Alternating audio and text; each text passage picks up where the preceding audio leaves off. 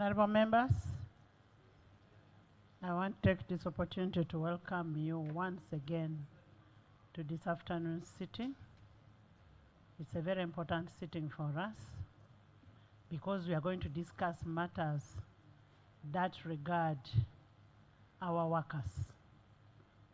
The NSSF report. And you know what? The money that goes to NSSF belongs to our workers. Any diversion of such monies is criminal. We are here to legislate for people, for our constituents, and for humanity, and is one more reason why we must look at issues that affect the workers of this country. You have been a worker in one way or the other, and those savings are very, very dear to our people. So we'll be waiting to hear a report from both Finance and Ministry of Gender.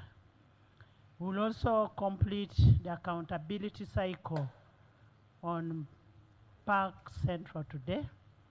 And once we are done with that, then we'll be good to go. We'll not have any backlog.